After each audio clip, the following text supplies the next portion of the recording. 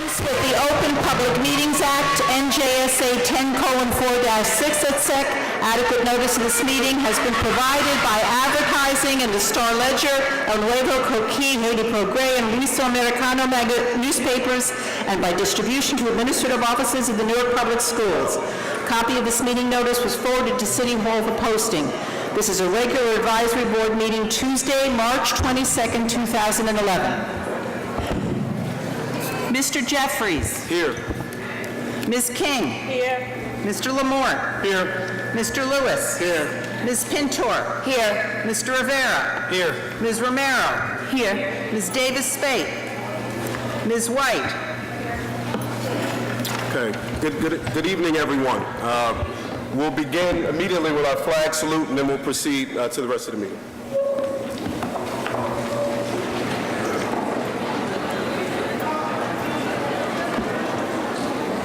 I pledge allegiance to the flag of the United States of America and to the republic for which it stands, one nation, under God, indivisible, liberty and justice for all.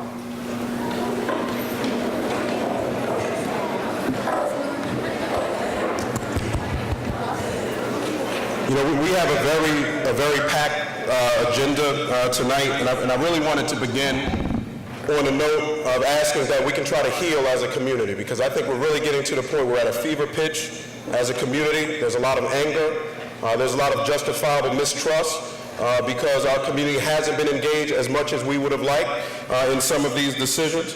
But at the end of the day, I believe every person in this room cares deeply about every child in this city, wants to see every child in this city receive a world-class education. And as long as that remains true, I hope that we can work together, cooperate with one another, respect one another, love one another, and try to work together for that goal. On Friday afternoon, the students at Science Park High School had a debate about many of the reforms that are before the board right now. And those children were glorious, they were brilliant. I watched as one young man stood up and proceeded to go contention by contention, point by point, with a whole series of arguments about how some of the reforms that are before the board are in the best interest of kids. And while he was speaking, the people who disagreed with everything he had to say listened to him, respected him, didn't interrupt him. And then when it was the other side's turn, the young lady who represented the other side proceeded to attack on the merits with evidence and with logic every last contention that the young man said. And when she was speaking, everyone listened to him and paid him the respect that she would have wanted for herself. So I really pray that as a community, we can have a conversation tonight about these very important issues in a respectful, civil, and in humane way. We have a lot of folks from the media here. We have print media here. And some folks would love to tell a story about the city of Newark that we're unruly, that we're uncivilized, that we can't debate issues in a substantive way, that we tear one another down. But I would love it if we could present the best face for this wonderful city, which is we can have heated, substantive conversation, but we can do it in a way that's respectful and that is consistent with the best traditions of the human race. So I really hope and pray that we can have this conversation tonight along those terms. I wanted to also say up front, we're going to move the agenda around tonight. We want to move immediately to public participation. We have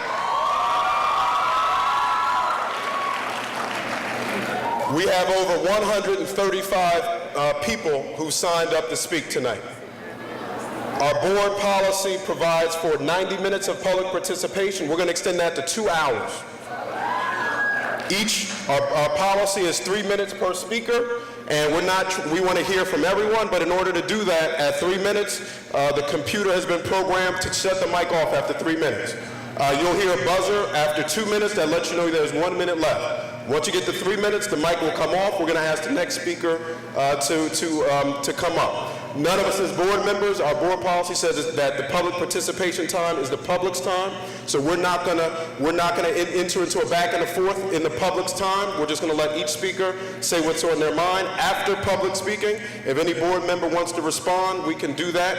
If people have specific questions that they would like the board to have answered, Martha and Elsie are here, and you can leave letters or written questions with them, and we'll do everything we can to make sure the district responds. But we wanted to make sure that we know, again, we're going to have 2 hours of public speaking. After 90 minutes, we'll acknowledge that there's 30 minutes left, And again, each speaker has 3 minutes to speak, and the mic will be shut off after 3 minutes so everyone can have an opportunity. I also want to say next week, we promised at our business meeting last week, and we promised before that we would have a community forum on some of the consolidation, co-location plans that are before the board, to have a community forum to talk about some of the policy implications of some of these plans, and have a conversation about the extent to which these proposals can be in the best interest of our kids. That forum will be March 31st at Scion Park High School. So with that said, we'll move immediately into, first we'll have greetings from the principal of Barringer High School, Ms. Davis, and immediately after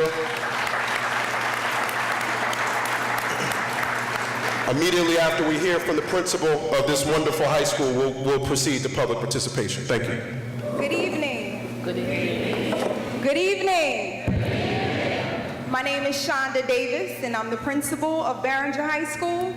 On behalf of Barringer High School, I want to take the time to welcome the Advisory Board Committee, our chairperson, Mr. Jeffries, our superintendent, Deborah Terrell. I'd like to welcome all of the faculty members that are here, all of our parents, our students, community members. As you all know, today's meeting is of great importance, and we at Barringer are honored that you're here with us today, so welcome. You want me to read the stuff about purposes?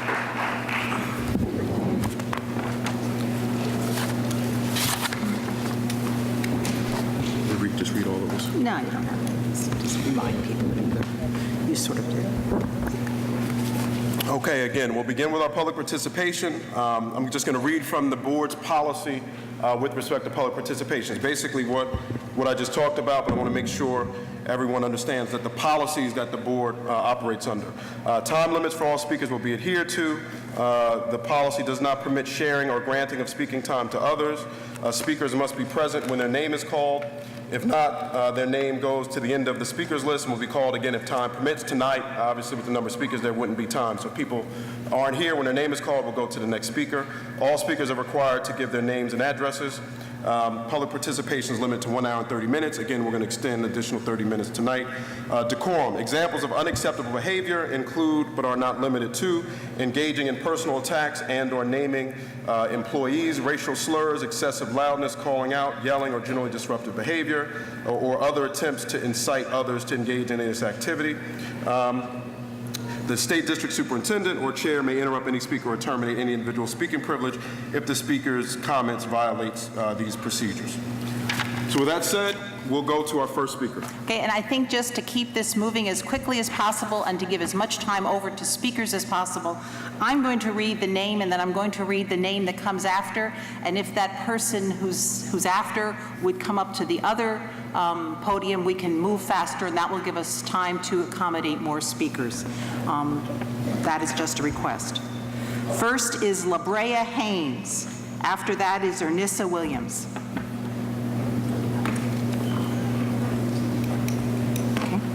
Next speaker. Chet. I'm sorry. Okay, I'm sorry about that. And the next speaker is Chaz Wakey.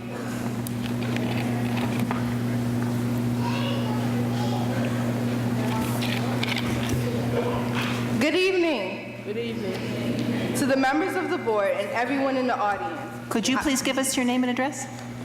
LaBrea Haynes, 865 Broadway, Newark, New Jersey. Thank you. I'm an American History High student who knows that bringing the Youth Build program into American History High is not only unacceptable, but disrespectful. When we opened our doors in 2005, we were a mere program, but 5 years later, despite all odds, we're definitely a school. Our test scores have shown growth, and we're in the process of expanding our academic and athletic programs. Now that it seems that people who aren't even from Newark are trying to stunt our growth, we won't stand for it. Do any of you on the board really think that a magnet school student sharing a building with ex-offenders is even a good idea, or that it even makes any sense? Have you thought about what a slap in the face this would be to us and our parents? Why would parents advocate for us to go to a safe place like American History High if they wanted us to be around the youth build element? Have you thought about the potential dangers that can arise by forcing our two radically different programs to coexist? Why should students of American History High be subjected to the presence of those who have committed crimes? Many of us have no choice but to endure these types of people in our neighborhoods. But we appreciate the fact that we don't have to endure these types of people in our school. We're trying to ruin these.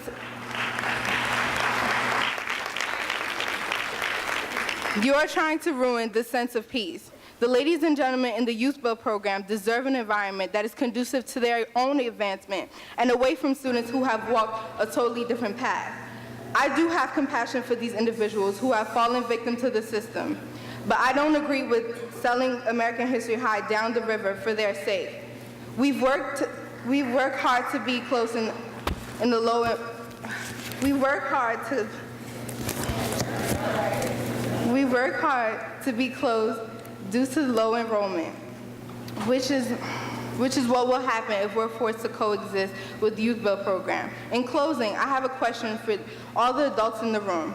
If you purchase a new house and you are in love with the hardwood floors, granite countertops, and a half-acre backyard, would you be happy about a new prison being built right down the street? If not, would you just move? No. Then you have an inkling of how students and staff at American History High are feeling. We don't want to coexist, and we don't want to move. Just let us stay where we are by ourselves and stop selling our city.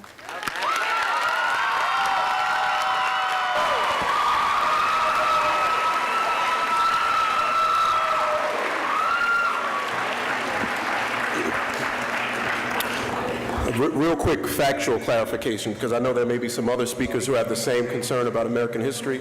The current proposal is to partner American history with the BARD Early College program, not with the Youth Build program. So just to the extent other kids have that concern, that wouldn't be the partnership in terms of the current proposal before the board right now. Next speaker. Anissa Williams. Chaz Wyke. Is Anissa Williams here? If Chaz is here and can go to the other podium, that would move things along. Okay. I'm Anissa Williams, and my address is 121 Dickinson Street. Good evening to all the members of the board and to everyone in the audience. I'm a student at American History High School, and I do not want to move to Camden Middle or any other building. Moving from Warren Street to Montgomery Street was overwhelming and quite costly. It cost us instructional time and actual materials that we still have not yet to find. Now that we are enjoying our new building, you want to displace us again. We do not want to move. We want to stay in our high school building. We do not want to move into a middle school building with 2 other programs. If we move, how will we accommodate a group of 7th graders? How will we admit more 9th and 10th graders? How will we expand our athletic program? How will we continue to maintain the positive climate that our teachers and administrators have created for us? If you really care about us growing academically and going into 4-year colleges and universities, where we will represent Newark to the best of our abilities, then I strongly suggest that you leave American History High School alone so we can continue our path on to becoming the 2nd Blue Ribbon High School in Newark. Yes. Thank you.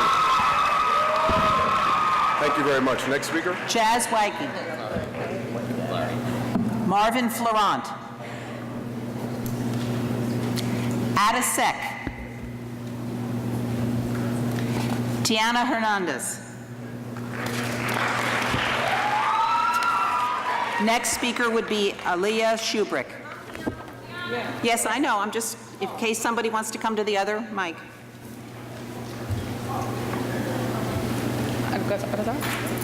Okay.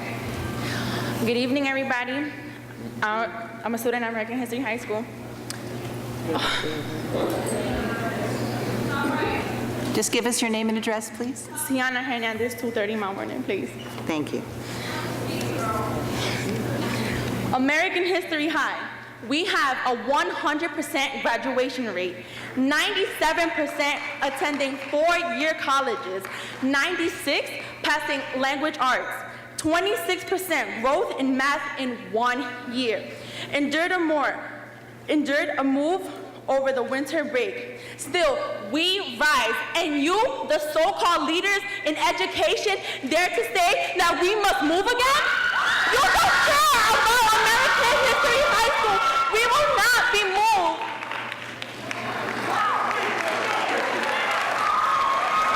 Thank you. Thank you. What's your name again? Aaliyah Schubert.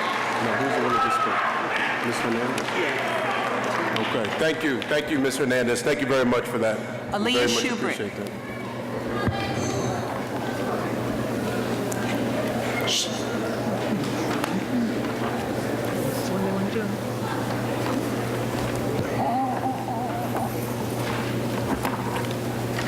Good evening, ladies and gentlemen of the board and of the audience.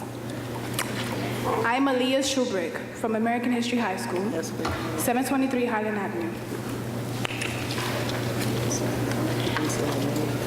I just want to say, nobody here cares about American History High School. Just wanted to say that. Who is going to keep our school going when numbers drop due to no enrollment because we're moved 2 times in 1 year? How can Camden Middle School possibly ready for us if students don't even vacate that location until the end of June, and 5,000 other students are also being displaced? How can Camden Middle School hold us? The hallways don't even have room for lockers? How can you expect us to achieve academically if we have to keep on moving? We do not want to move. Please allow us to stay where we are. Thank you. Thank you. Thank you, Ms. Schubert. Shakir Humphreys.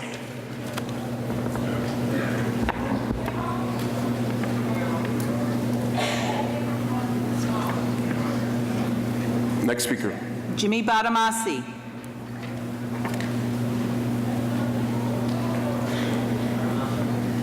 Next speaker.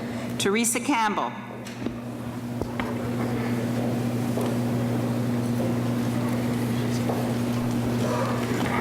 Good evening to the board and everyone in the audience. I am Teresa Campbell, representing American History High School from 171 Manchester Street.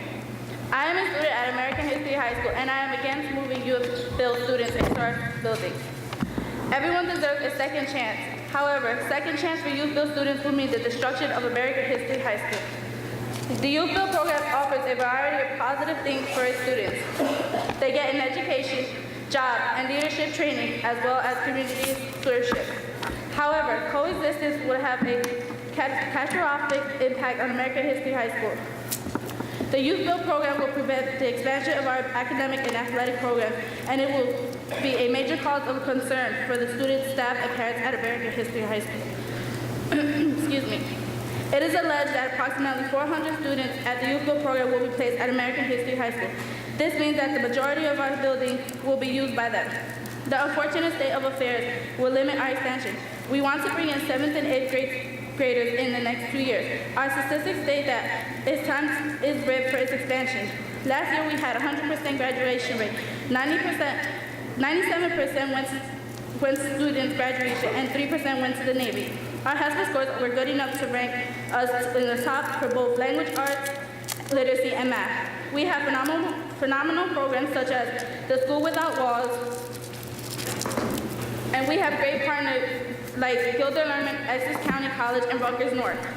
Why get in the way of our improvement? We deserve the right to continue our path of advancement in our current location. That's right, we are not moving. Thank you. Thank you. Thank you very much. Next speaker. Quamir Johnson. Next speaker. Sherry Morrill. Next speaker. Amelia T. Next speaker. Jazir Beckford. Next speaker. Megan Rieger. Next speaker. Iman Brown. Next speaker. Jamisha Jackson.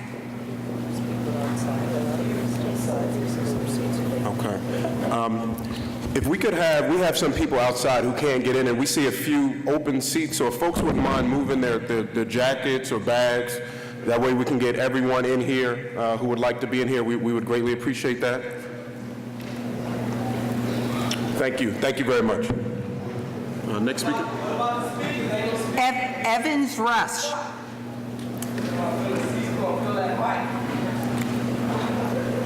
Next speaker. Frida Barrow.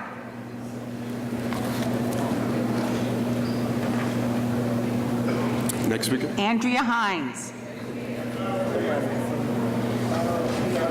Good evening. This Ms. Barrow. This Frida. My name is Frida Barrow, and I am a Newark resident. I live at 20 Irving Ave in Newark, New Jersey, in the South Ward. I am also a teacher at George Washington Carver Elementary School. Thank you. The reason I signed up to speak is because I'm a bit upset that, I do realize George Washington Carver has not made AYP, but on a personal note, I feel that my principal, Dr. Winston Jackson, has done a good job. I really do. I have been dealing with George Washington Carver for an awful lot of years. All of my children went there. They're adults now. And one of my children actually went to the Gifted and Talented program at University High School. She graduated, up there in the top of the class. She got a scholarship to college. She's a graduate now and preparing actually to go into the field of education, just about there. And I just feel that Dr. Jackson has established a rapport with the community, a community that I have lived in for 20 plus years. And in that community that has a lot of transition going on, the school represents a solid rock, some kind of stability within our community. And to move 50% of the staff, to move our principal, because I guess what I'm hearing is they haven't made progress fast enough. Who's to say whether it's fast enough? To me, I've seen the school come up. Now, we haven't made AYP, that's granted, but we've also had a lot of transition, and there are problems in our community that most of you know. The South Ward has a high number of shootings, gangs, all these things, all these plagues, these things that plague our community. One person can't do it all, but I really do want to appeal to you all to consider not just, yanking someone out of the school who has established a relationship with the community, someone who, in my opinion, right now with this SIG grant coming in, they're willing to offer funds and supports, give the principals more autonomy. I think if he had that, he could accomplish his mission at George Washington Carver. And that's really all I came up to say. Thank you for your time. Thank you. Thank you, Ms. Barrow. Thank you very much. Thank you. Okay. Next speaker. Andrea Hines. Next speaker. Aaliyah Bowen.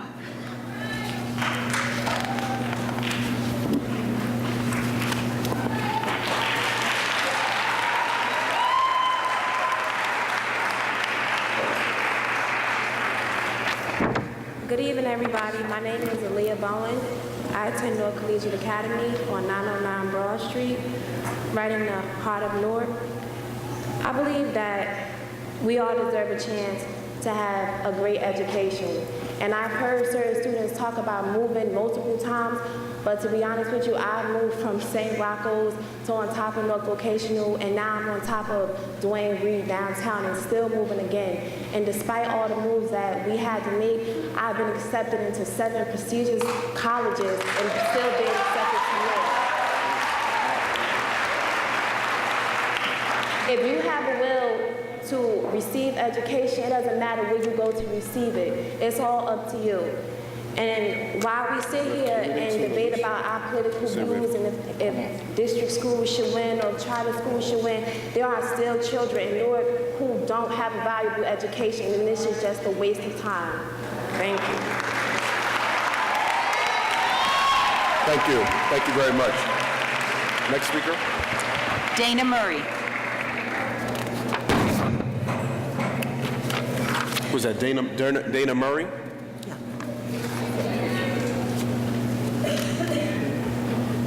Is Dana Murray here? Okay, next speaker. Dorian Murray Thomas. Next speaker. Julia Lopez. Next speaker. Willie Rowe.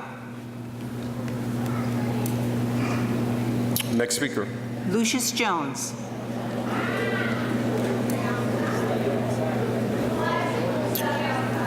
Next speaker. Nicole Singletary. Okay, come on down, Mr. Jones. We have some available seats up front. So if folks, I see a couple seats up front. I see a few more. We have some seats, so we can let a few more people in. Yes, absolutely. We have some speech. Can we let Freeman I see maybe 10 seats. If everyone can squeeze in, that may make it a little bit easier for folks to find seats, if that's a little bit easier. I'm sorry, Mr. Jones? Lucius Jones, 224 Richelieu Terrace, Newark, New Jersey.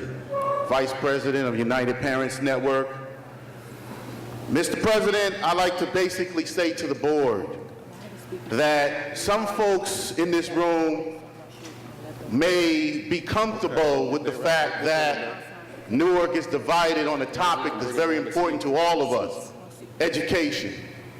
It is good to know that we have so many of us in the room, because the only time we see this many people, most of the time, is at a funeral of our young people. When you see the young people here from the Academy of Vocational Careers, and they're passionate, and I can feel it in my bones, and they're wanting to be stable. I would like to say to this board that their feelings and their points be highly taken into consideration. My feeling about what's going on here, for those people who don't know, my charter school brothers and sisters, my public school brothers and sisters, is that there is a devil who's underground, and his name is Cory Booker. Mr. Booker likes to throw stones and hide his face. And when we sit up here and fight, we're fighting for a cause that's worthy to all of us, but however, he sits back and says, no matter who fights, I win. Whether you're from the North Ward, the South Ward, the East Ward, or the West Ward. Our common enemy is who? Cory Booker. Mr. Sir, a man from Edison, comes to Newark. Cory gives him $500,000 to do some type of assessment with Newark Public Schools. Then the governor hires him as a commissioner, who now he travels in his plane or on his surfboard, wherever you want to get to, Trenton, and he turns back around and he says, I approve the plan. The man is obnoxious. He doesn't care about charter schools or public schools. He doesn't care about Newark students, Newark public school students, or charter school students. He only cares about green. That's what this is all about. It's all about the mighty dollar. And we need to stand up against this foolishness. Why does Cory Booker need to take the governor on a 747 ride to Chicago just to talk about Newark Public School? He could have talked about Newark Public Schools in Newark. We say to Cory Booker, Mayor Twitter, stop being a coward. Stop being a coward. Thank you, Mr. Lucius Jones.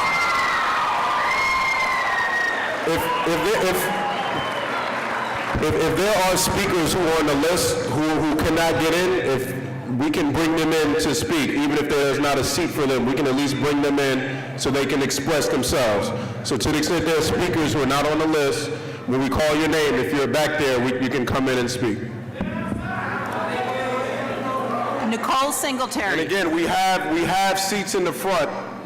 So Mr. Freeman, security, we do have some seats so we can get a few more people inside. You said Nicole Singletary? Yeah. Nicole Singletary? Okay. Is that her? Is she coming? Okay.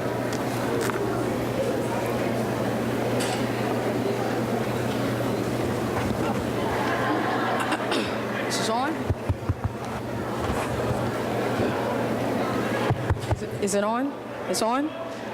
Okay, good afternoon, everyone. Good evening, Chair, Advisory Council, all those that are attending, parents, everyone else. My name is Nicole Singletary. I'm the parent liaison here at Newark School.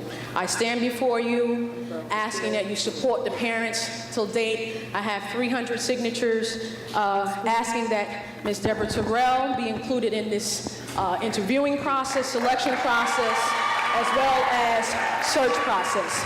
I'm going to start by saying this. Ms. Terrell started out as being a teacher in this district. She became certified, moved her way up, became vice principal of a blue ribbon school, might I add, the very same school that our governor was just at. I think he quoted that all schools in Newark are failing. Don't forget, you're standing in the very same school that our current interim helped create to become a blue ribbon school.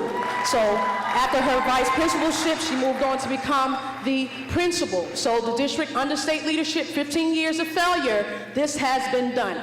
Proven academic excellence. This is what parents want, transparency. They plucked her from there, put her into Harriet Tubman. You can't get no hooded in Harriet Tubman. There's vacant lots around that school. I love my city, whether Central, West, East, North, I am Newark. I am here to let you know I have a petition. If you'd like to sign it, I will be signing it, turning it over to Senator Rice. I thank him. It was not a publicity stunt that he did. He'd been asking that this acting commissioner come before his Joint Education Committee. This petition that I have in my hand, please stop by Newton Street School if you'd like to sign this. I think that it is a disgrace that this advisory board did not even consider to even nominate or say to this transitioning team, Ms. Rochelle Hendricks and whomever else that may be on this team, that I think everyone in this audience deserves the right to know who's on that board, should be included in this process. So this is the positions that you've been elected to do, which means to be a public advocate. Please start doing that. It takes all of us to work together. My heart goes out to the charter and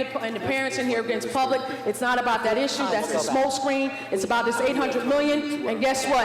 That was the division that they successfully tried to bring here in Newark. So just like the parents in New York that fought back against Mayor Bloomberg, who's good friends with our mayor here in the city of Newark, we need to do it here in Newark. It's more of us than it is of them. Please take the page out of Libya and Cairo. Thank you. Good night.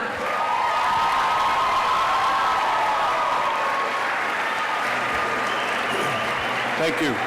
Thank you, Ms. Singletary. Next speaker. Yes, Hani Foster.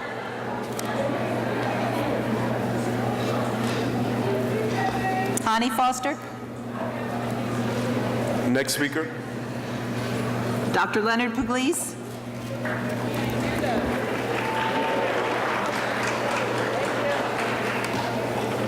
Good evening, Mr. Jeffries, Ms. Terrell, members of the board, executive staff, and parents and guests here this evening. My name is Leonard Pugliese. I am the president of the City Association of Supervisors and Administrators here in Newark, and I've been authorized by my executive board to make a very, very short presentation. This will be very short. Therefore, it's my hope that we can give some time to others. I know there's a long list tonight. I'd just like to again state to you two issues that come before us. One is the closing of schools.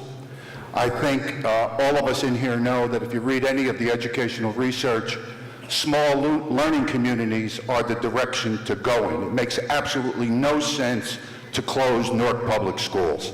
That's the first thing I want to say. Secondly, I'd like to talk about the reduction in staff for next year. I don't know how many people in this room realize, but there are more than 425 NPS employees who are slated to lose their jobs next year. 425.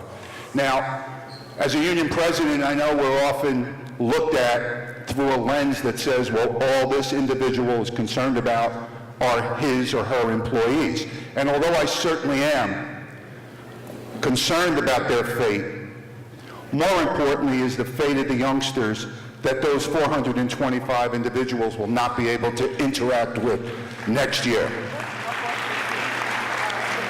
When those youngsters are looking for an adult, for a hug, or for a kind word, or for advice, there will be 425 fewer of them next year. And this has nothing to do with being a principal or being a custodian, because we're all leaders in the building. Everybody's a leader. I implore you to restore the monies that are necessary to not only hire those 425 back, but to hire an additional 425 so we can help the youngsters. Thank you.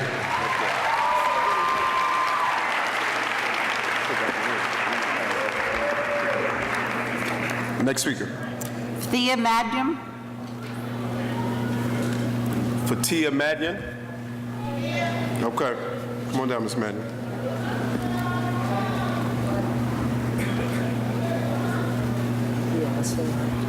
But he said that he was speak.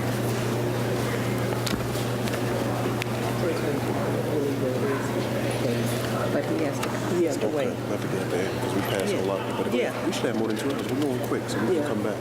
That's what I said after people lined up at those big things, they could go faster.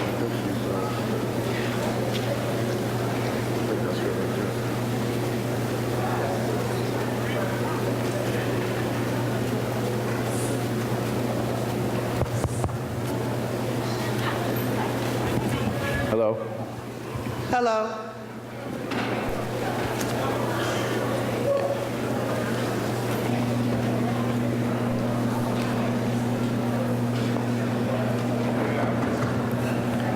Want to give us your name and address? Sure. My name is Fatia Madyoun. I live in Newark, New Jersey. In the weekday section, I am a parent of a child who attends Team Academy, who came from Camden Street last year.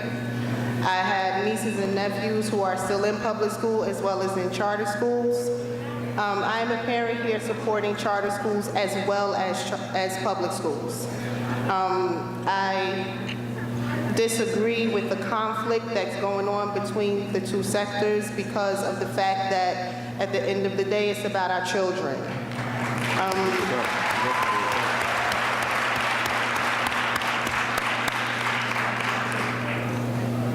Our children live together, next door to each other. They practice together, Pop Warner, basketball, activities. They go to the same corner stores. They need to understand that the adults, be it the parents, the administrators, the politicians in Newark, need to come to an understanding as far as their well-being. And they don't need to be caught up in the midst of it. This whole situation has already caused conflict between our children. And I keep going back to the children because that's what's important. As far as our role as parents and as administrators, I believe that the administrators from Newark Public Schools as well as charter schools need to find a way to come together, starting with the principals and working our way down. If we start with the principals, if we start with those who are in charge of our children's education, and we all come collectively and find a way to be on the same page, then I feel as though that this situation that has presented itself to us can be dealt with in a more professional way and respectful way, because at this point, I don't feel as though it's respectful. So again, I'm here in support of both charter schools and Newark Public Schools because all of our children need help. Thank you. Thank you. Thank you very much, Ms. Madden. Next speaker. Wadia Hurt. Next speaker. Joanne Beeks.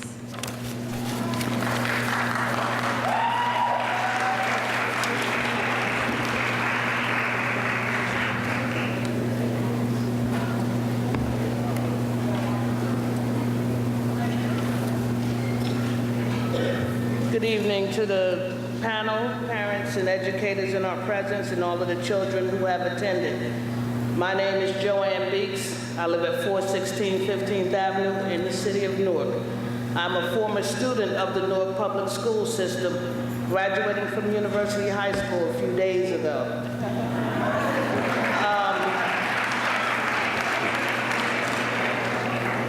My oldest daughter attended and graduated from Science High School and has gone on to graduate from college twice now. My middle daughter went to Louise A. Spencer and now goes to NCA. My youngest daughter went to Louise A. Spencer and now goes to Rise Academy. The reason for that full background is to say that I once believed in Newark Public Schools. And I still believe that Newark Public Schools can be what they once were a few days ago. Our students deserve a quality education and the opportunity to attend a quality public school. Newark Public Schools have failed to accomplish this on many levels. There are some good schools. There are some quality schools, some quality educators in the city of Newark. However, there are not enough. Our kids need to succeed. They're dealing with a global education out there, and we need to give it to them. So please, help our kids to succeed, help our city to thrive. Create more public school options, whether district, magnet, or charter. The bottom line is all of Newark children deserve a quality education. Thank you.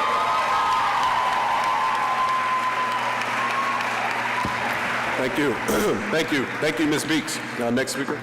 Joseph Del Grasso.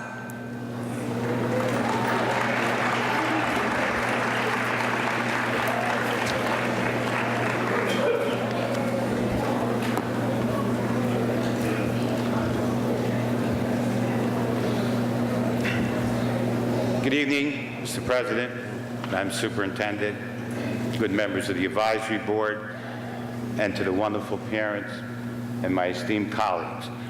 Welcome to our visitors from charter schools. Today, I'd like to say that we should create a new reality show, but it would be called I Got a Secret, which was done once a long time ago, or maybe The Price is Wrong. Today, we have before us a tale of two school systems. Yes, it is the best of times and the worst of times. It is an age of wisdom and an age of foolishness, an age of secrecy, yes, secrecy, and in what is best to make our schools and our children and our city better. Robert Frost said it best. We dance around in a ring and suppose while the secret lies in the middle and knows. Occupation by the state has been a complete failure. It is a modern-day reign of terror that saps the last hopes and dreams of Newark out of the mouths of our children. The state makes our children the dreamless dead children who can no longer dare to have the American dream and an education. This system is now a plutonomy, controlled by the wealthy few to dole out sparsely to the poor. Market-driven education belongs on Wall Street, not Broad Street. We have enough boulevards. We have enough boulevards of broken dreams. We need to have our streets full of dreams, the very dreams that we hold for our own children.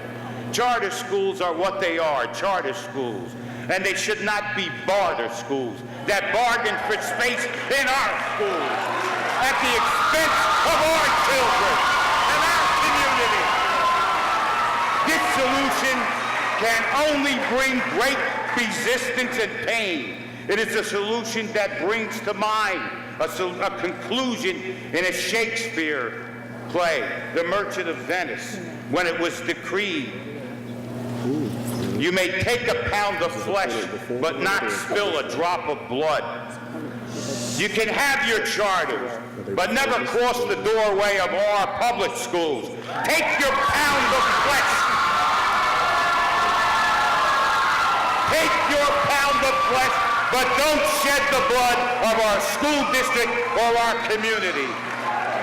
The great Satan here is the occupation of the state. And I ask the people of Newark today, do you want to stay here? Is this time? Is this time up? Yep. Okay. Thank you. Thank you very much. Thank you very much, Mr. Del Grasso. Next speaker.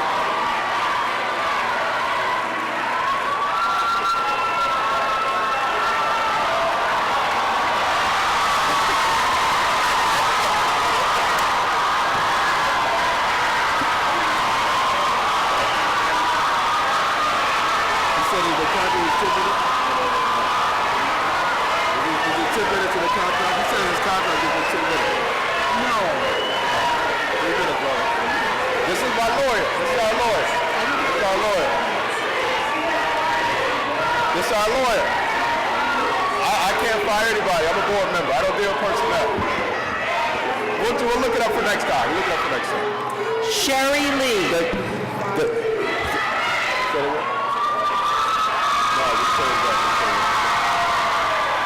Thank you very much, Mr. Del Grasso. Thank you very much. The 3 minute is across the board, sir. Next speaker. Order.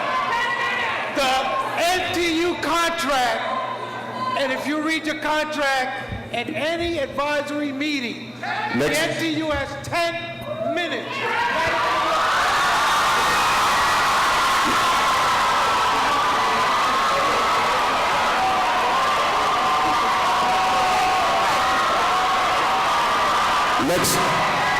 Next speaker.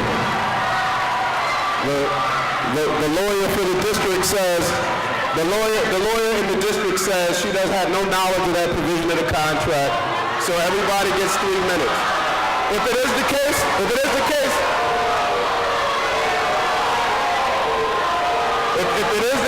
next meeting we'll look it up. Send me the provision, and next meeting, if you send me the provision, and if it is true, send it to us and you'll get it next time. And we have to continue with the meeting. Next speaker, please.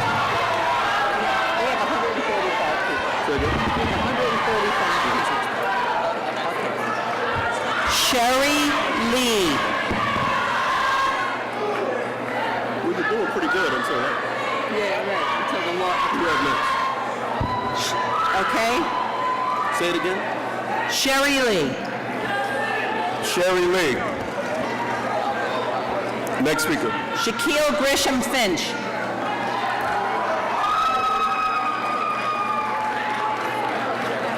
Somebody here?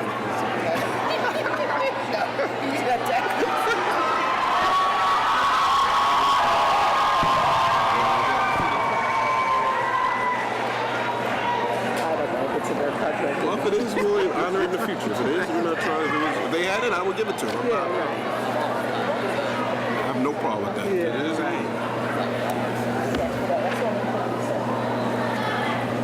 Okay, good evening. My name is Shaquille Grisham Finch, and I am the office manager at Newark Collegiate Academy.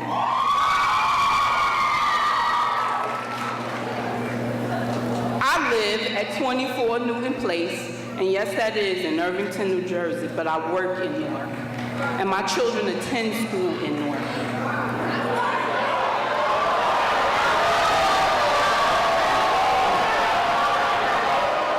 Good for you. Excuse me? You had your time to speak, and if you are on that roster, then you will get your chance, but do not do that. It's about respect. I didn't boo anybody up here. You're doing okay. Okay, I have a 22-year-old who actually went to several Newark public schools. He went to Avon, Shabazz, and he is currently a student at Jersey City University. I have an 18-year-old daughter who went to Avon, Team Academy, St. Vincent's, and now she is at Newark Collegiate Academy, the first graduating class. I also have a 12-year-old who went to Avon, Blessed Sacrament, and now she is at Team Academy. It is about choices. I chose to do something different for my children. Every child deserves the opportunity to attend a great public school. Every child will benefit from great education if every child was given a chance to reach their full potential. Parents deserve choice. By placing choice in the hands of parents, it enables you to have more of a direct voice in their children's plans and in their futures. When parents and children have true choices, they are more likely to be more engaged, which leads to increased parental involvement. Choices lead to possibility for kids to succeed, and that leads kids to begin to be able to dream. Parental involvement is to have a major impact on your child's success. This puts more focus on parents to work with the school and support the development of your child. And something the gentleman just stood up here and said, another thing that's blinding is ignorance, and we're all being ignorant to educating the children. And guess what? Children won't learn about Shakespeare and know who Robert Frost is. They won't learn those things if we aren't giving it to them. And so, as a parent, Let's respect our speakers' time. Folks will have the opportunity. Let's please respect the speakers. Let's give our speakers the same respect we would like for ourselves when it's our time to speak. As a parent, all I want for my children is for them to have limitless possibilities. And that's why I chose something different.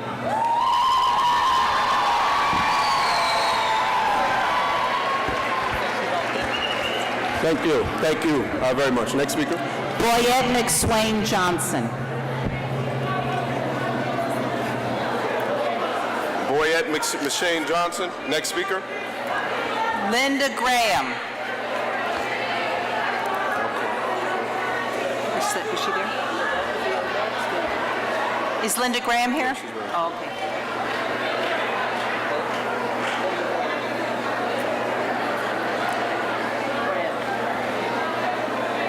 Hello, I'm Boyette McSwain Johnson.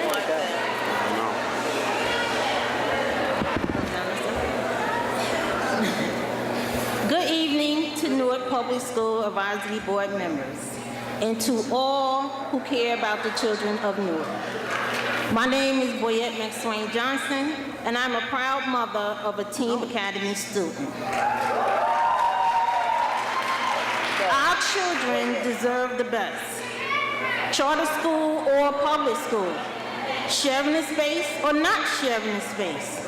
This is nothing new. When I was in school, Shabazz had a school within a school in the 70s and the 80s, and it worked. My family has been here before the riots. I received my education in the city of Newark. I attended Cleveland, West Kenny, 7th Avenue, and I graduated from West Side. And I have a son who graduated from Shabazz. Space has never been a reason to fight in all my years in Newark. Your child not getting a good education, that's the reason to fight.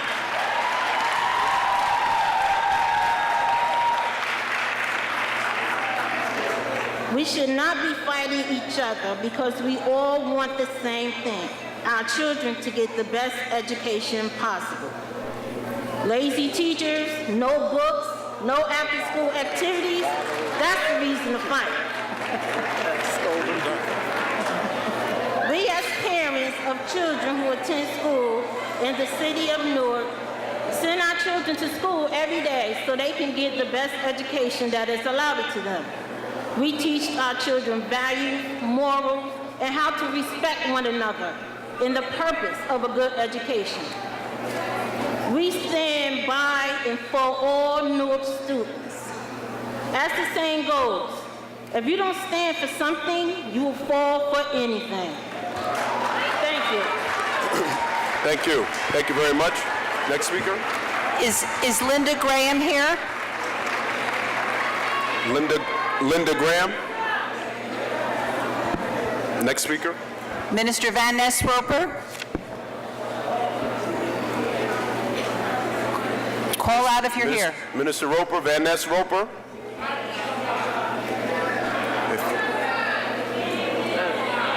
Is he in the hallway or is he outside? Okay. All right. Okay. Next speaker. I do see a couple seats up front. So again, I think we have a few seats where we can let some folks in. Mr. Freeman, if you could it looks like we got a few seats. We could let some folks in. Okay. Thank you. We got 5 right here. 1, 2, 3. Yeah, we have 5 or so in the front. Jennifer Smith.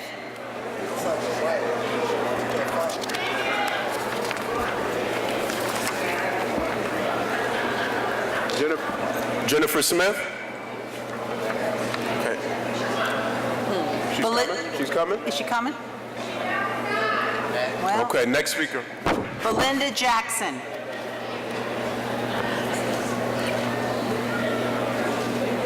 Belinda Jackson. Okay, next speaker. Wanda Slater.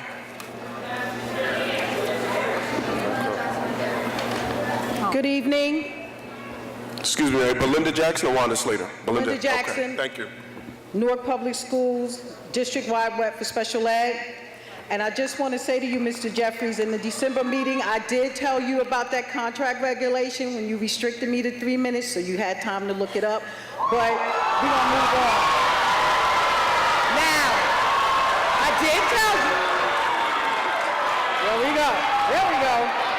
So, help me out, Ms. Jackson. I need the language. I got a lot on plate. Y'all probably should have one over at the office, okay? Well, hopefully my 3 minutes start now.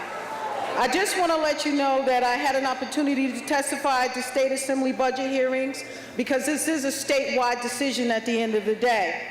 And I wanted to let them know when I was sitting there for hours and listening to all the public service agencies that are struggling, that serve our kids, and I'm in the social worker mode right now, and I knew who these people were. I had a problem with what was happening with them. So I came up with this fantastic idea about co-location. Why don't we look at some of these agencies that serve our children and co-locate them in buildings like Project for Parents so the children in the building can receive direct services and do it in buildings regionally. Let's look at Renaissance programs that serve, since we lost our SAC workers who service students with needed assistance for drug abuse or someone in their family abusing. Let's look at those programs and co-locate them in some of the high schools so kids can go right downstairs for services instead of having to find bus fare to go somewhere else. One of the problems that I have with everything that's going on, and Del Grasso also brought that up, our president of NTU, was the secrecy and the fact that the community has a right to know. It is still a democracy, billionaires. I just want you to know that. I also want you to know, I want to take a minute to define what a public school is for me, because I'm in it every day. A public school, outside of maybe residency, and sometimes we cross-resident each other, has to take every child. A public school has to take a child with a behavior program, has to take a child any single day they walk through those doors. They don't have to take them in September and shut it down and keep the same kids all day. A public school has to take kids who were removed from charter schools and sent to our schools because they weren't liked anymore. A public school has to take kids who are now trickling in to my elementary schools because my child study team members are calling me and the child study team members are taking kids from charter schools, and just so happen that it is time for testing and we gotta take their kids. But I ain't mad at you because it is about choice. I'm just saying that if you want to compare, have the same responsibilities and then compare what your standards are. Have the same purpose, then compare your standards. Thank you.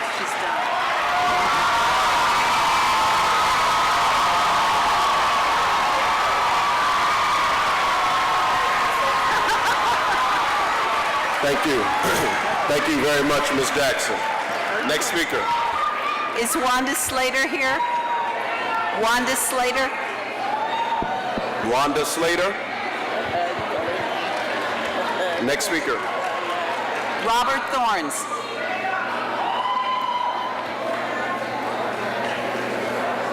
Robert?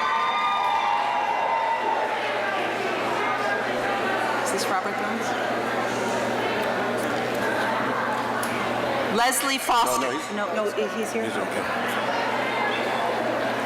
Yeah, Ms. Valerie is doing her job.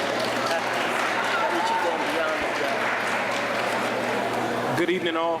My name is Robert Thorns, 98 Willoughby Street.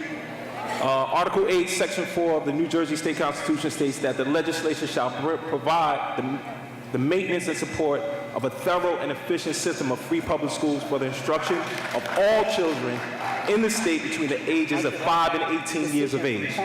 I think everyone in this room can agree that our current system has historically fell short of that thorough and efficient education. On behalf of my children who currently fall between that age range, I have not come here to ask anything of you. I've come here to demand that my children have opportunities and options.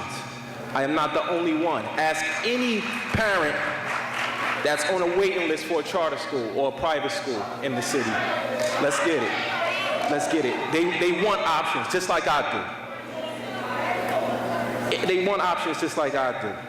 And that's a state statute. So any school that's not giving efficient and thorough instruction is in violation of my child's rights. Period. Article 1, Section 2, Paragraph A also states that all political power is inherent in the people. Government is instituted for the protection, security, and benefit of the people, and they have the right, you have the right at all times to alter and reform that same thing. Whatever the public good requires. This power has been shared to you through the election process. I'm here today to demand that power be returned to me and other parents. We as parents should have the power to choose which school we believe will provide our children with a thorough, efficient, and free instruction. Whether it be private, public, charter, magnet, military, I don't care. It needs to work. I'm done. Thank you.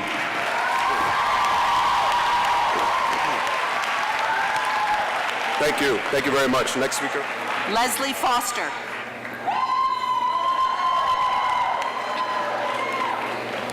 Is Leslie here? Yes, I am. I'm at the podium. Oh, I'm sorry. Good evening, everyone. I'm going to keep this very, very brief. Every child in Newark deserves a great education and a chance to attend a great public school, no matter what the public school is. Now, I was born and raised in Newark, so neither myself or my child are the enemy that everyone's talking about. We're out here fighting each other, and we should be banding together to fight conditions. But of course, we'll continue to spend our time fighting each other instead of fighting the so-called powers that brought this travesty to be. They win, and all of our children lose. This fight isn't about charter school versus traditional school. This fight is about why our kids failing. Why? This fight is about why the state has had control of our schools for 15 years, and it's gotten worse, not better. Y'all didn't notice that? The fight is not about my choice or where I decide to send my child to school, but it's really about what we're all going to choose to fight about and who we're going to choose to fight against. Have a good night.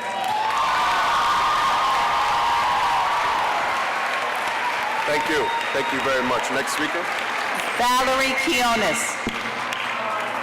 Sir President. Ms. Quinones. You asked me to make a point of order. No, I did not, sir. We're trying to continue. If you can come up to this. Just come up here and If you can raise it with Elsie, we'll address it. Next speaker, please. Just raise it to Elsie. Valerie Quinones. Miss Quinones. This is Miss Quinones. Oh, okay.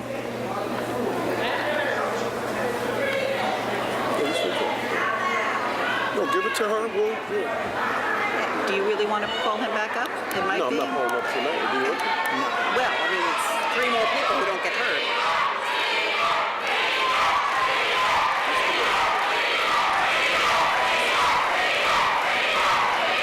Miss Quinones, please continue. No, just give it to her and we'll address it. Okay. Miss Quinones.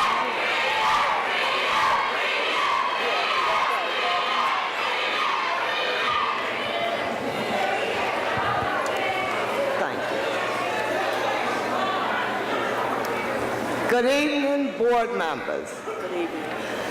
I raised 7 kids in the city of Newark, and they all went to Newark Public School. And I had a grandson that was in Newark Public School, West Side. But I pulled him out, and he passed the GED. He do have his diploma at 16. Now, all of you sitting up there, you, Jeffrey,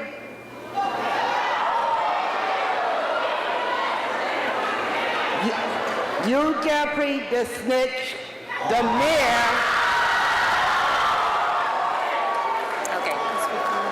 mayor, the so-called dictator. Yous run to Crispy Chris, or whatever you want to call it.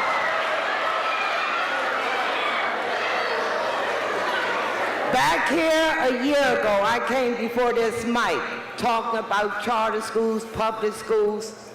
We wouldn't have all this, but we do have a right to choose wherever our kids go. The Newark public schools, a lot of them are good, a lot of them is corrupt. Okay. Just like I warned NTU. Governor, want your job. They don't want no union in Newark. They want to sell all, everything out to the private people. Well, I'll ask him if he's going to take Just like Shaquille O'Neal, just like the others coming in, it's a lot of money in Newark, because I paid taxes, a lot of money. I look at you now, all of yous done got fat off of my taxes and my money.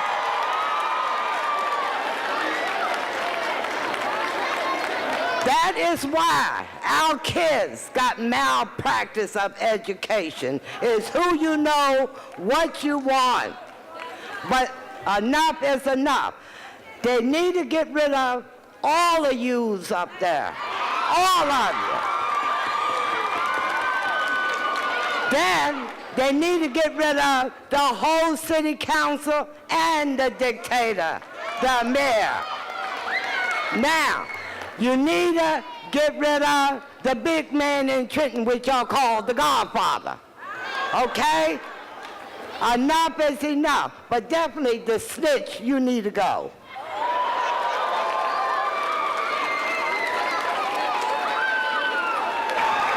Thank you.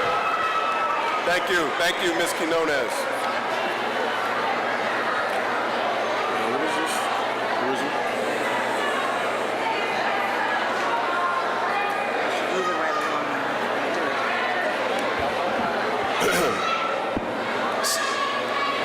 So Mr. Del Grosso is very prepared. He has the contract with him at all times.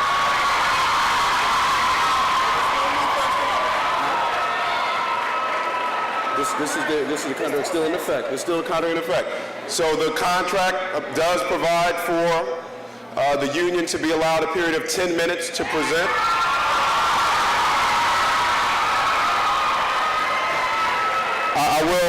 I will remind Mr. Del Grosso, we have 120 minutes for everyone, so the more time you take, sir, that's less time for everyone else. However, Mr. Del Grosso has 7 minutes. If he would like to use some more of his 7 minutes, he has 7 minutes. So if he wants to come up now, we do not want to violate the contract. We do not want to be in court. Is he here? Is he here? You did all that for what? Here it goes.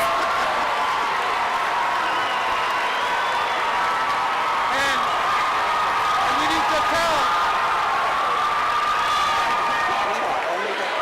and you need to tell your attorney that the attorney should know the contract.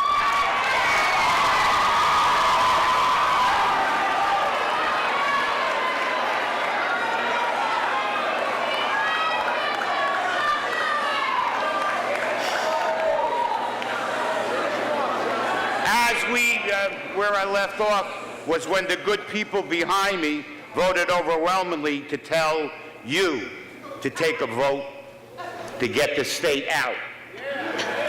Do you want them out? Today on your agenda, you have a resolution, and that resolution is for you to ask for a waiver. I'm talking to each and every advisory board member. A waiver on class size. You're going to ask for a waiver, but yet you're going to tell all these people here, we got lots of room for charter schools. Got lots of room. But I have a case before you on class size. Your class size limits are over what they're supposed to be. So you tell charter schools they have nice small classes, and that's good for them. They should have nice small classes. But you tell us, have schools that are overcrowded, have schools where kids don't even have a desk, and you tell us that we're accountable for their education.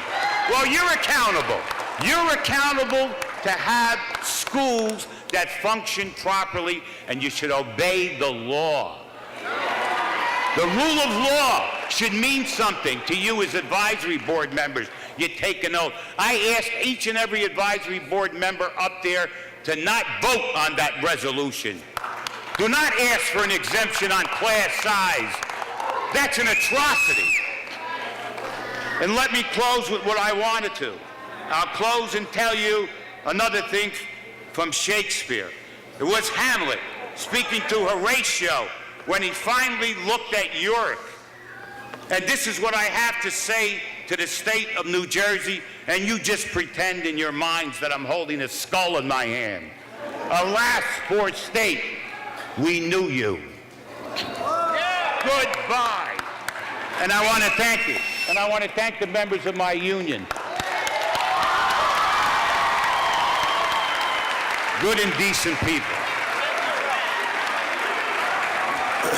We have a car that we need to move. It's a green Nissan Xterra, license plate RNC 39N. A green Nissan Xterra, license plate RNC 39N. If you could please move that. It's blocking blocking other folks. Thank you. Next speaker. Deanna Kwamina.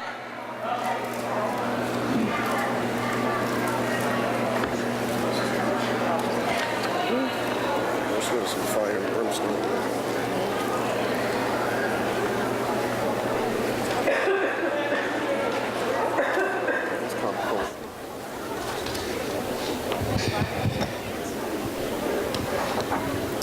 Diana Kwamina, State of New Jersey, standing on equal opportunity with representation, educating for changes. ABC School was not closed just because of budget reason, but it gave children another choice to mainstream them. Some of our children should never been classified with an IEP or a PRC. This move helped some of the students achieve a higher level of education. Attendance and their GPA went up tremendously. Being relocated to various high schools. Science Park High School stood up. They came out and they said no. Now American History High School parents, you must do the same. Stand up, come together, say no with authority. You paid the cause to be the boss. Stop allowing some of our educators to use our children as crutches for their personal gain and their paycheck. It's time to work together. ABC School was a swinging space, a vacant home. American history was in bad condition and needed room to house our children and staff. The co-location was an emergency purpose. As an advocate, fighting for changes, I am saying leave our children where they are presently at. Allowing another school choice to bring the count up and to bring the 7th grade into this school. This is a magnet school doing well, and the new college prep high school can occupy space there as well, leaving Camden Middle School available to house youth-built males transitioning out of the incarceration, giving them a fresh start. As for our charter schools, that's being created for co-locations and saving profits. We know that the Newark Public School District pays rent, utilities, salary, and for materials, etc. I am saying, what is the charter schools doing with their savings? Are they buying bonds, investing, or growing it? Maybe this is the money and real estate benefit for Christopher Christie and Cory Booker. I am here to say to you individuals, I do stand up and fight corruption as well. Our parents have a choice, and because charter schools and Newark public schools are one of the same, we need to be smart about this move. The Newark public schools can be created for 4 to K or created for K to 6. Charter schools can be created for 5th and 8th grade classes. The Newark public schools can also be for K to 6. We ask that you Thank you very much, Ms. Kwamina. Thank you so much. Thank you very much, Ms. Kwamina. We appreciate your Sabrina Owens. You need to go somewhere and sit down.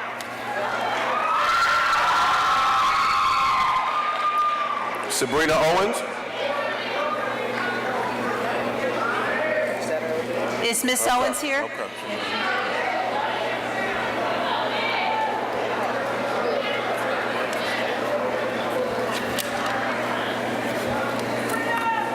We love you too. First, I want to say good evening to the board, to all the parents and the teachers that's occupying this building at this time. My name is Sabrina Owens. I live 437 Parker Street, the part of Parker Street that they call Forest Hills. Okay, but it's part of the city of Newark. I am a product of Newark, New Jersey. I also was educated here in Newark, New Jersey. My family been here in Newark, New Jersey since the 1800s. My mother was born here in 1919, so I'm definitely a Newarker. Okay. Now, one of the things I want to say, I'm here in representation of History High School. I'm a grandparent volunteer over there, a grandparent volunteer about History High School. But I want to first say this. The young lady talked about the move. They moved it several times about the charter schools trying to move History High School around. Don't put a C on the kids that go to charter school and an N on the kids or public school like they're cattle. Our children in Newark is not cattle. You're playing charter schools and Newark schools against each other like they the Bloods and the Crips. And our kids is not the Bloods nor the Crips. I want to say that. First you had Youth Bill. I had a grandson that was a product of going to Youth Bill because he came here to Barringer High School. Then he went down on Washington Street, and he went all around. And because he is a gang member, I had to put him out of my house because I didn't want that element in my house, so I don't want it in my schoolhouse either. Now, charter schools. My little grandson went to school around the corner, we live right around the corner for Robert Treat Academy. He was a lottery ticket. It's just like getting ready to go out and buy one of these Mega Millions. That's what it was to get him in there, and he's not in there. But he does go to Ridge Street School, which is an excellent school. I know the principal there. I know Ridge Street School. Now I know American History High School because I go over there twice a week. Now, the money. It's about money. Mr. Jeffries, I voted for you on the accommodation of a friend of yours on his credibility, that because you was a friend of his, I voted for you. But you know what? You're disappointing me. Now, the rest of you, do your children, do your grandchildren, or do you live in the city of Newark? That's what I ask you. That's what I ask you. You will not touch American History High School because we have taken you down in prayer. Thank you. Thank you very much. Cheryl Williams.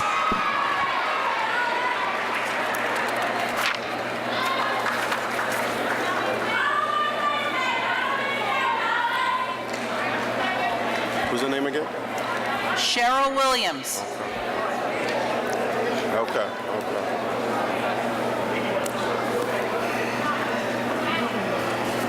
Good evening. Can you hear me? Okay. Good evening. My name is Cheryl Williams. I live at 217-219 Lehigh Avenue. I grew up in the Weequahic section of Newark on Goodwin Avenue between Lehigh and Shepherd Avenue. My family moved to this section of Newark in 1965 from the Central Ward. I'm here today to discuss a critical point affecting George Washington Carver Elementary School.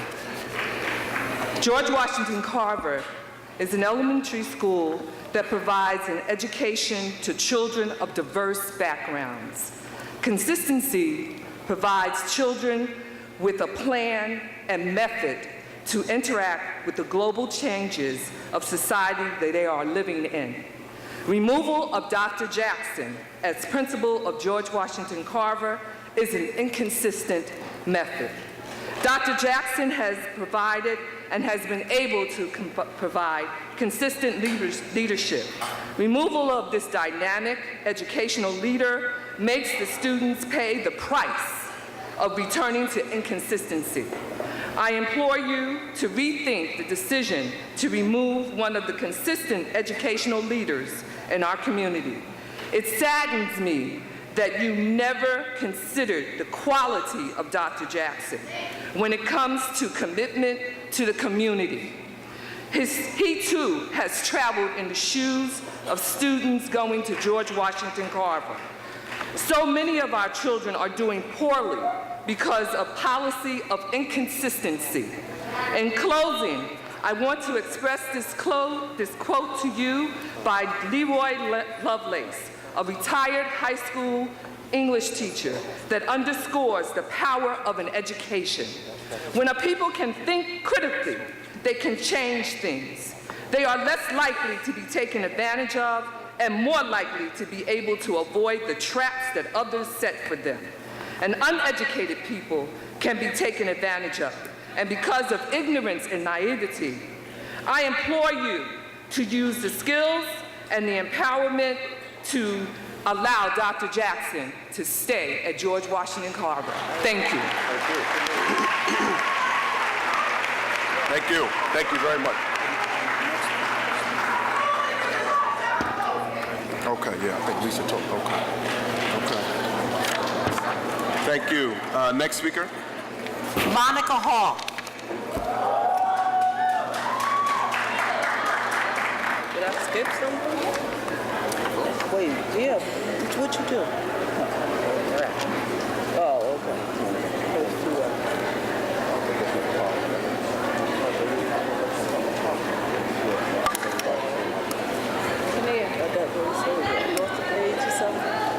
All right.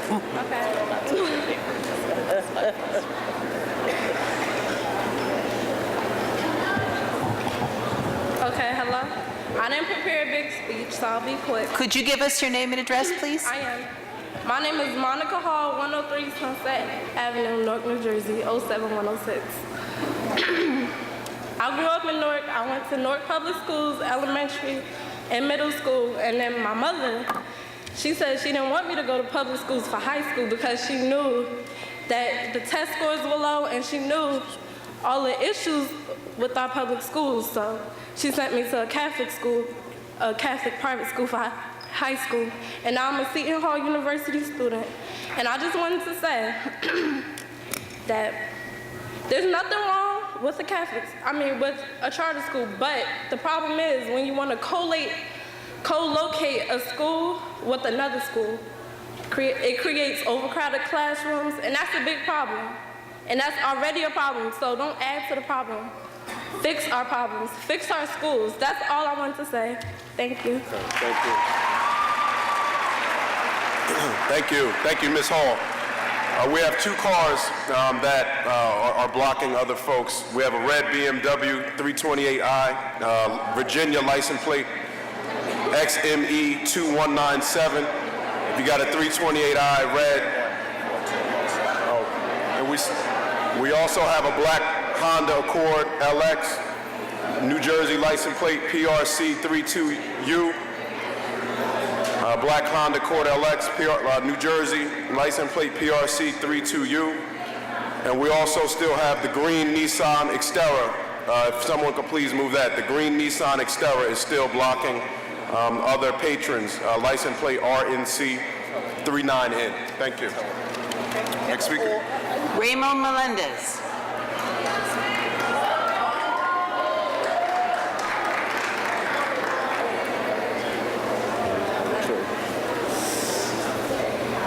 Good evening, Advisory Board. Good evening. Mr. Everett Terrell. My name is Ramon Melendez. I'm 1024 Eagle Street, Bonnet Street School, Middle School. And before Governor Christie budget cuts, laboratory materials or other resources at Bonnet Street School were scarce. Due to the resources and the scarcity of materials, my classmates and I are unable to learn much in our school. Now let me ask you, do you think we're going to be prepared for this test? Because if not, we ain't going nowhere in life. Now, since Governor Christie's budget cuts have taken effect, the only thing we have changed is an increase of students within classrooms, the loss of qualified teachers, and even resources for students. As a Newark student, I am extremely disappointed in how the money within the Newark public school system is distributed. The $100 million gift from the Facebook CEO, Mark Zuckerberg, could be used to provide science lab materials, hire teachers, so more classrooms won't be overcrowded, or even hire guidance counselors to assist students with college preparation or enrollment. Now, I stand before you, not asking, but I am demanding resources are placed within each Newark public schools. And with that budget meeting tomorrow, I'm telling you right now, I will be there.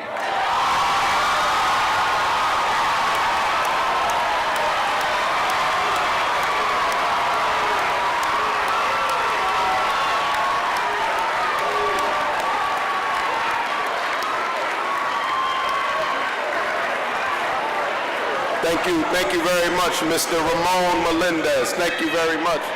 Next speaker. Ariel Robinson.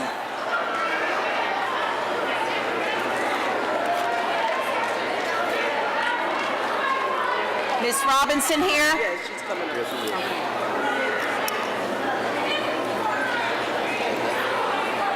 Yeah, wait a minute. Her name is Maureen. Yeah.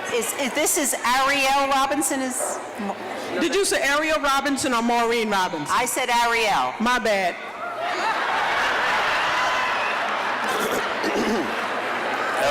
Ariel Robinson? Okay, next speaker. Hadia Austin.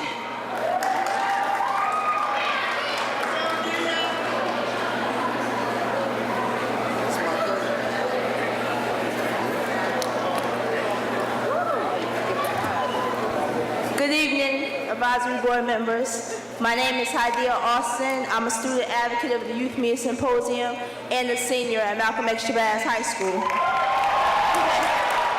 When planning for consolidation of our Newark public schools, first begin, did anyone think about the impact it would have on the current students already enrolled at these schools?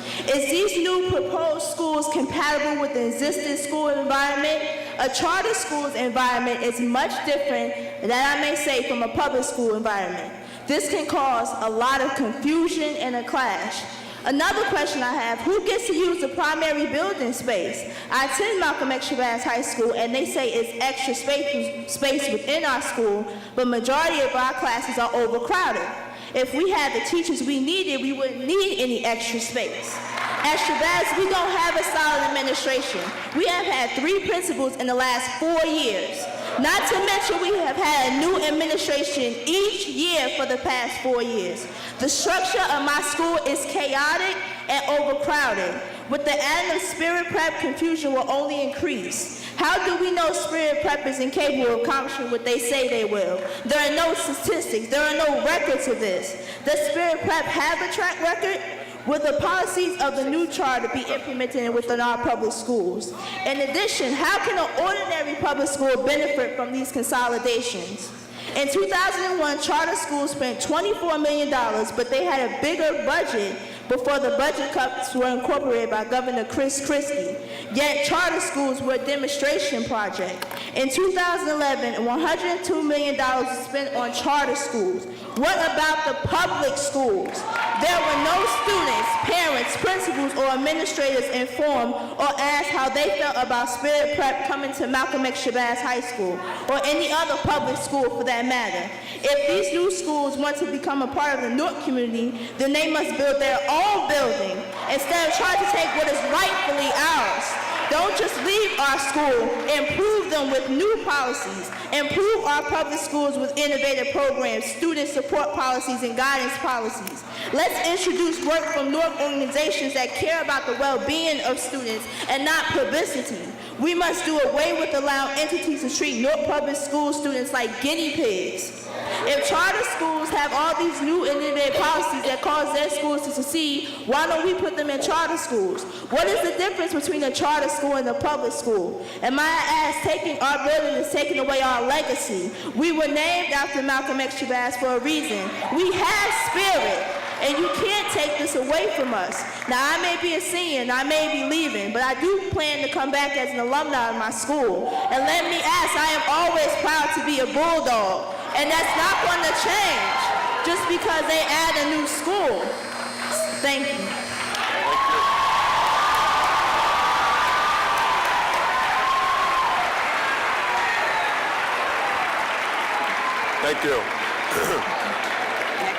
Thank you. Thank you, Miss Austin. Next speaker. Ronnie Kellum.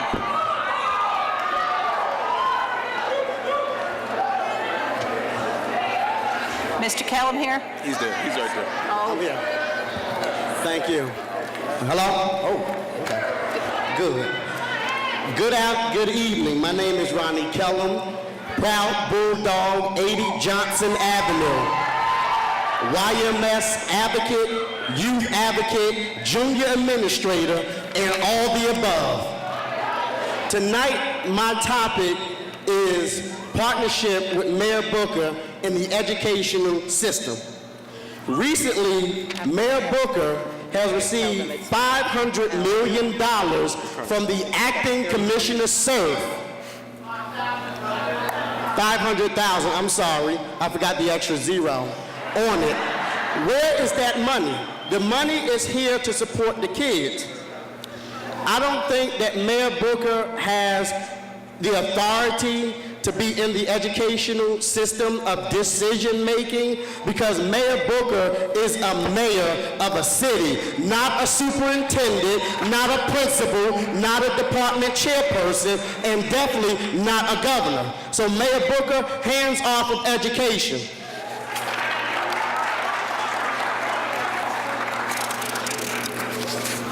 It's a lot of things with education, and we come here to tell you but it feels like that you just take our concerns and just put it aside and not listen to us. This is critical here. Have you seen any other mayor get involved in their educational system? I have not seen yet one, except for Mayor Cory Booker, and he got to go. Just like Governor Christie got to go, Christie got to go, Surf got to go, and might I add that we have had two, not one, but two acting educational commissioners, okay? What's the problem? We need a permanent one so we can run this school system like we need to. Finally, I would like to ask that there will be a motion through the chair. I'm asking for someone to second up on the board for Mayor Booker to have hands off of education and decision making and let it be up to the students in the community. And I'm standing here tonight to hear one person to second it and another person to vote on it tonight. Thank you. Thank you very much, Mr. Kellum. When we get to the business part of the meeting, we'll see if a board member will take you up on your challenge. I'm not scared for the business part. That's why I need it now. Well, that's all right. So can someone up on the board motion it and second it? We take motions during the business part of the meeting. We can't take motions during the public participation. And this is a good segue. We've done 90 minutes of public participation. At the beginning, we said we'll do 2 hours, so we have 30 more minutes. And if you can bear with us, Mr. Kellum, for 30 plus minutes, we'll see if a board member takes you up on your challenge. Thank you. Thank you, sir. Ada Lopez.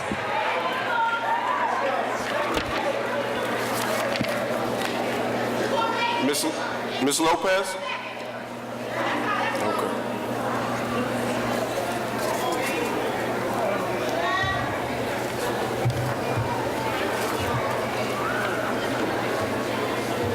Good evening. My name is Ada Lopez, resident of Roosevelt Ave in Newark, New Jersey. I am a parent with 2 children attending Newark Public School. I am concerned about what is really happening here at Barringer High School. It's unsafe for our students. Too many residents and too many students are being expelled every week. Maybe this is due to the lack of experience of the principal. The principal was given a teaching contract as the year of 2007. A new teacher during 2008 was given a department science chair position without having any proper certification and without having a 3-year teaching as a non-related by the state of New Jersey guidelines. During the 2009, she was promoted vice principal. During October 2010, promoted to principal. Who does she know who she is related to?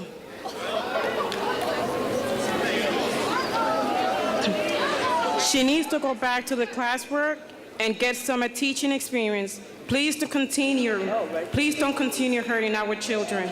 Thank you to the board. Thank you. Thank you, Ms. Lopez. Next speaker. Elsa Duran.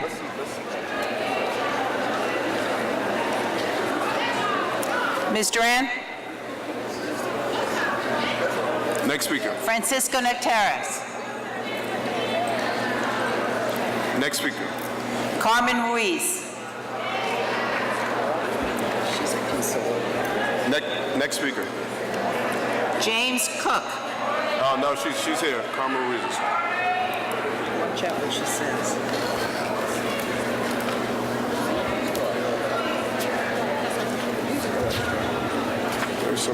Good evening, ladies and gentlemen. My name is Carmen Ruiz, 555 Mount Prospect Avenue. In November at the board meeting, I addressed the board. In January at the board meeting, I addressed the board, and nothing happened. My concern is Barringer High School. In 2008, we had 2,000 students, 7 security guards when they were not absent, only 1 police officer.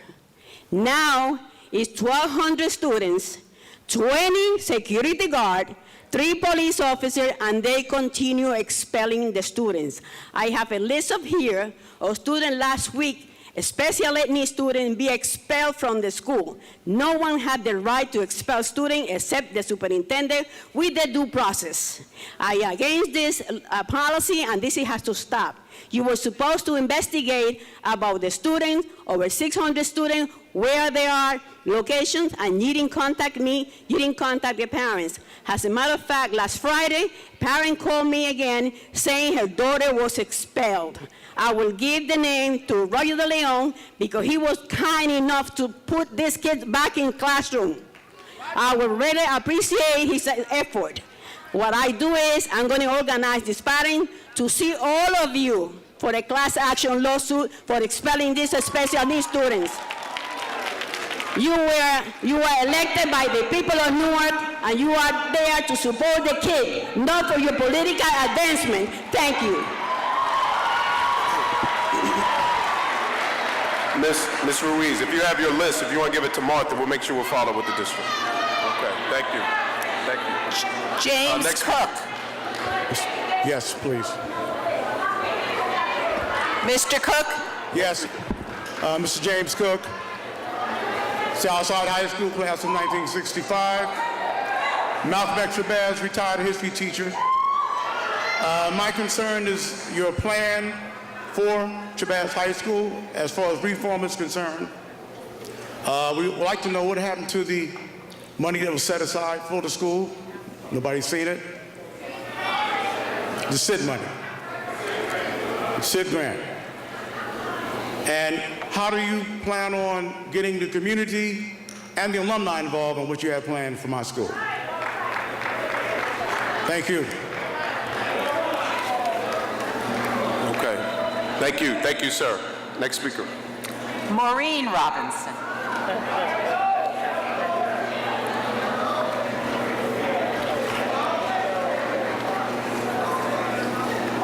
We gotta take this one. All right, this is Maureen Robinson, Elizabeth, New Jersey, West Side High School, teacher and building rep. The Constitution of the United States says that every child in this country has a right to a public, free public education. Now let us fix up our schools. West Side High School is out of control. Okay? Violence against teachers and students have escalated, and it is currently an unsafe learning and work environment. Teachers are constantly being threatened by students, and the special police officers assigned to the building are refusing to write complaints stating that threats against anyone, including teachers, is not a criminal offense. And their supervisor instructed them not to write complaints regarding threats on teachers and/or students. On Friday, March the 18th, 2011, a security guard was physically accosted by a student who had a problem with being searched. It was so chaotic until the security monitor was broken. The student was handcuffed and led out of the building.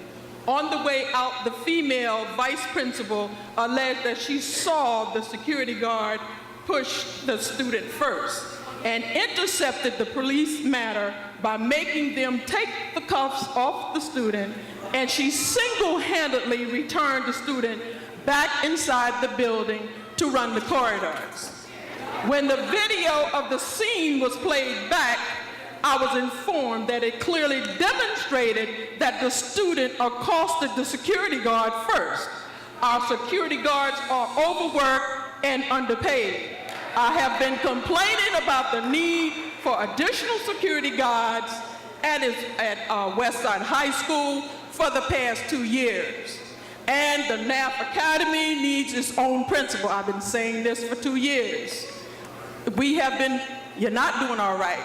You had a student there who was raped, allegedly raped, and she has been removed from the building and is in home instruction, and also the guys who allegedly raped her are also on home instruction, so it's not all right. Thank you. Next speaker. Billy Ray Hertz. Next speaker. Velma Castlewood. Next speaker. Vincent Marchetti. Next speaker. Betty Brandt.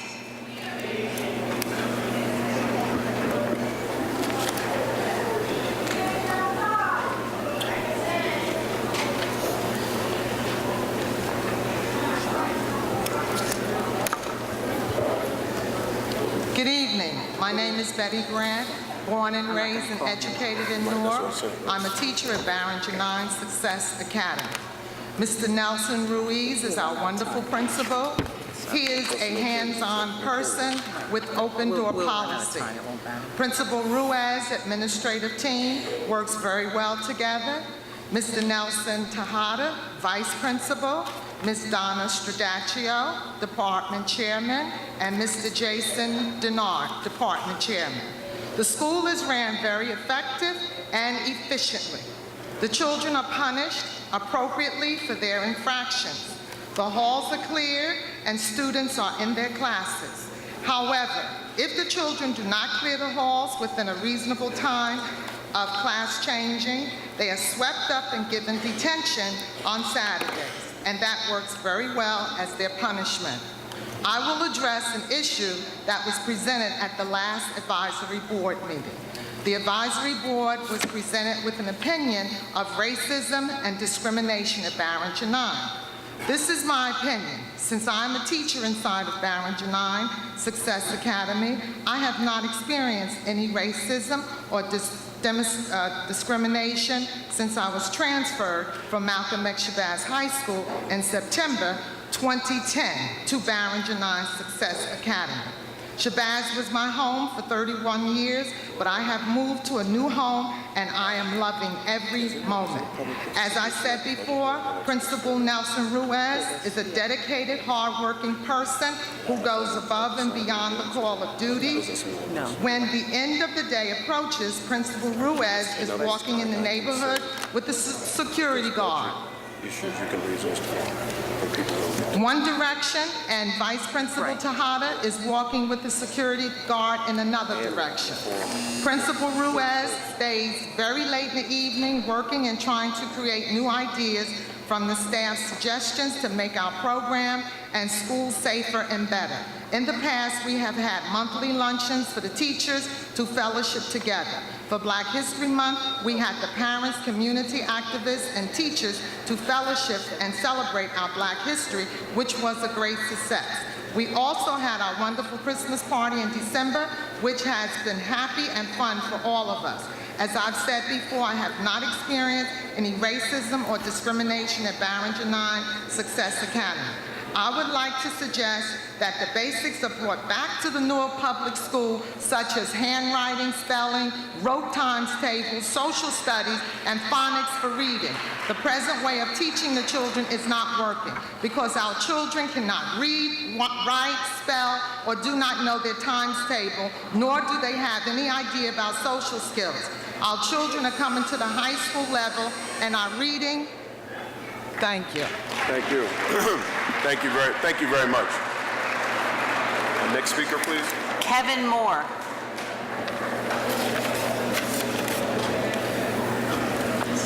Kevin Moore? Next. Okay. No, he's right here.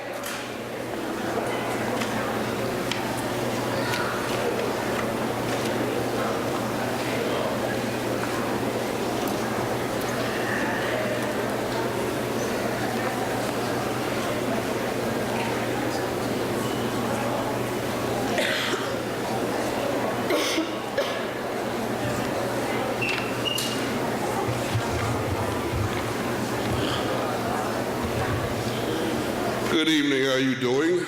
Good evening. Yeah, I don't really even need this thing, but I'll use it right now. Hello, my name is Kevin Moore. I'm the PTO president at Belmont Runyon School. I live at 117 Seymour Avenue in this great city of Newark. Now, we have several problems going on. Number one, the co-location. I don't understand. You're closing schools, yet you say you need space. Classes are overcrowded, like at our school, Belmont Runyon. We have 28, 29 kids in our classrooms. Now, one thing more we need to know, what is going on with Clinton Avenue School? Now, we were told that the plan was Clinton Avenue, you know, it's a preschool. The kindergarten kids are going to stay there. Now, I hear they're closing the school. So where are those 115 kids going to go? Belmont Runyon needs the space because we were supposed to be expanding to the 8th grade, if you remember this. I would like for you to give me some answers, Mr. Jeffries and the rest of you. And yeah. You finished? You finished? What's his name, Mr. Moore? Mr. Moore, we can follow with you. Juan Rivera, I know, has been working extensively with Sharon Smith, and I know a lot of parents at Belmont Runyon, so we can follow up through Mr. Rivera with you about the situation there. So we'll absolutely do that through Mr. Rivera. Yeah, we still need a community school, but you know they closed William Brown, and we're still waiting to see what's going to go on. Tear it down, rebuild, do something. Please, thank you. Thank you. Thank you, sir. Thank you very much. Next speaker. Quincy Clark.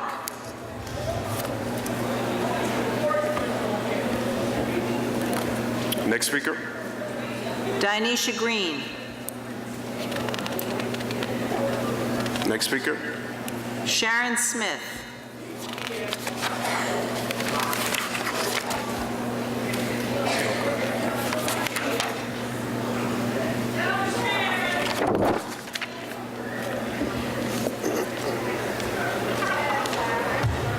Good evening. Good evening. My name is Sharon Smith.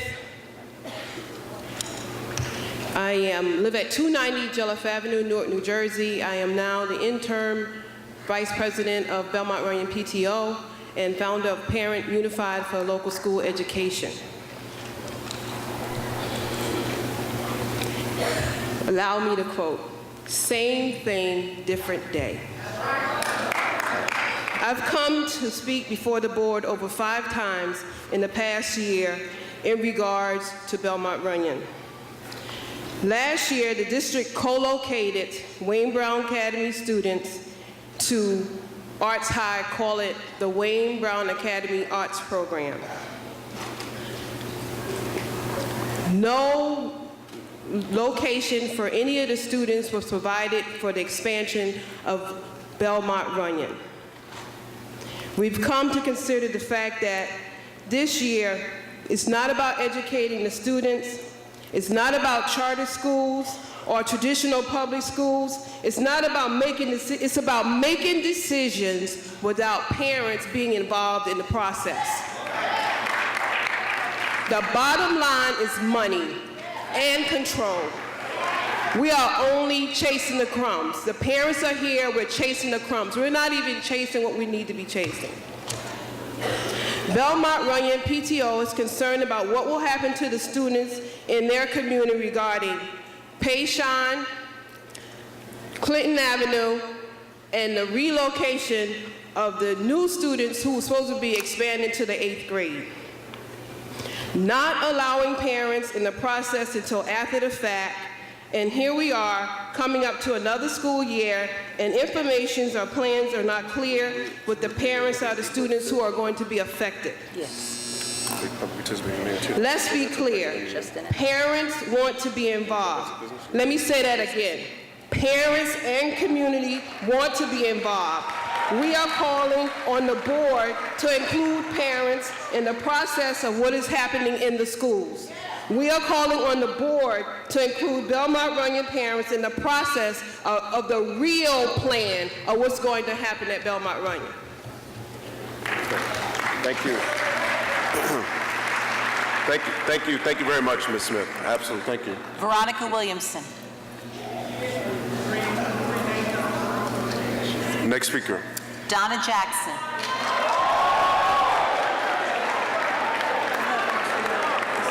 Oh, Veronica. Veronica's here. Miss Williamson is here. Miss Williamson is here. He was earlier. That's what I hear. You said Don. Did you skip names? That's what I just said. Yeah, she said he came up early. He's a candidate, and Iman Brown. I know you would like for me to go home, but I'm not. Oh, okay. She said his name before. If you look around this building and see all these people here, there's definitely something wrong. My son didn't have a chance to talk tonight, Iman Brown, who's a senior here at Barringer High School, but he has some concerns with the senior class. The majority of the class is not graduating. And because they're not graduating, the reasons for that is because they haven't met the state requirements.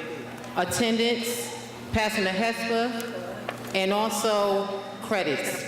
As you know, we had a big issue with the credits a couple months ago. Pretty much I just want to say that the senior class here at Barringer High and many of the local high schools will drop dramatically within their performance measures. Attendance rates and dropout rates will increase because of this disturbing strategic graduating requirement that is expected of these students who would like to succeed but are discouraged. On the New Jersey Department of Education website for Barringer's 2008-2009 school report card shows the drop in attendance for seniors 74.1%. From 2007-2008, 85.5%. The dropout rate for Barringer's 2008